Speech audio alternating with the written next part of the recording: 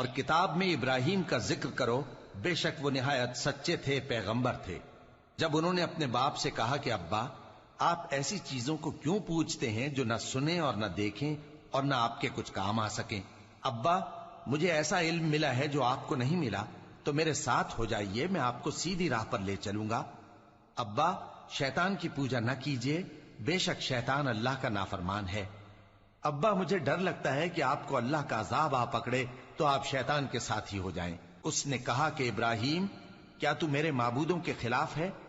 اگر تو باز نہ آئے گا تو میں تجھے سنسار کر دوں گا اور تو ہمیشہ کے لیے مجھ سے دور ہو جا۔ ابراہیم نے سلام علیکم کہا اور کہا کہ میں آپ کے لیے اپنے پروردگار سے بخشش مانگوں گا، بے شک وہ مجھ پر نہایت مہربان ہے۔